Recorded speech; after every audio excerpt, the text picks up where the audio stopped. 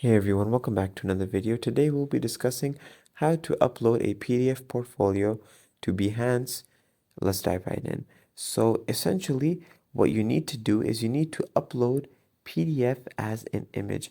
Go ahead and convert your PDF to images using a tool such as CamScan and whatnot, and then simply create a new Behance project, log into your Behance account and click Share Your Work and select Project. Add content by using the add content option on the right to upload your image files, and then add a title, description, cover image, tags, and other relevant details.